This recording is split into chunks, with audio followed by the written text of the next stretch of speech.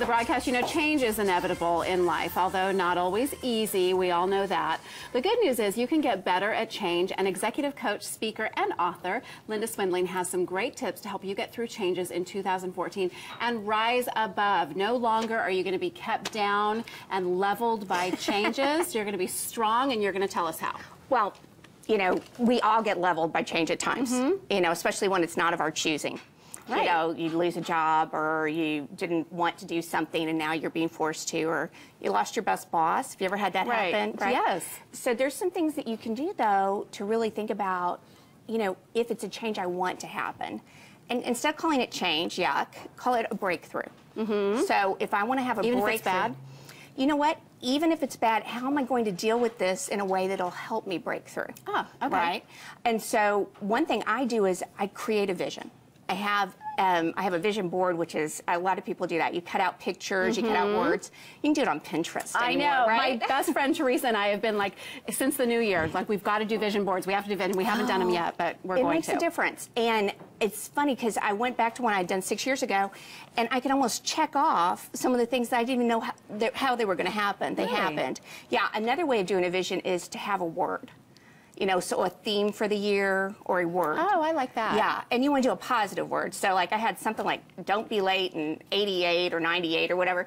That's not nearly as much fun as, you know, be on time in 99, right? Well, I went to one word now. So last year I had launch.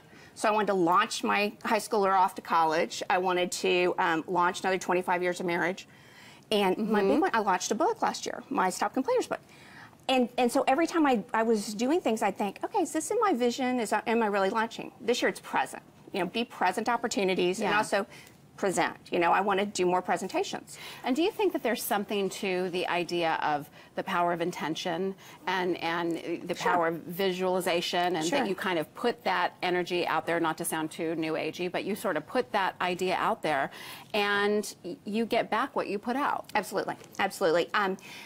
The other thing is surrounding yourself with the right people, though, right? Because you can put out an intention, and if you've got the blockers, and you know who those people are, the emotional vampires. You don't want to do that. So get somebody who's a partner in change, somebody who's like, will help hold you accountable, who's a peer, who really loves you. You know. What about the people? And we talked about this for a second. What about the people who don't have the coping skills to really cope with change? Because honestly, some of that is stuff that you're taught as a child, you know, how to deal with change or situations that may not be real positive. So how do you develop those characteristics as an adult? That's one is to have a partner, somebody who sees a bigger future for you than maybe you do. It might be to have a coach. Get an executive coach, or get in a partner. You know, a partner in the journey, right? Yeah, but that was somebody who can mentor you. That's right. Yeah. And the other thing is, if you have that same problem, you might want a drawer of love me letters. People who've said things that I've done. I used to win awards. My husband said, "Where are those awards? Why are they in our guest bathtub?" How stupid is that, right? And he said, "You're going to put this awards cabinet up. If you're going to win the darn things, we're going to put them up." Because we have a hard time singing our own praises, don't we? Well, and remembering that we've come this far. Because change or transformation, that's not easy. That can be hard. It can be painful at times. Of course, you're not going to know everything, which is hard when you want to know things and you want to make it safe. But you're looking for, you know, even if you fall down, even if you fail, it's how long are you down, and do you get back up? Oh my gosh, that is, my mom used to say, you know, the universe might kick your butt, but the real thing is how long does it take you to get back up? Absolutely. And so she would allow me like a 48-hour pity party. Oh, nice.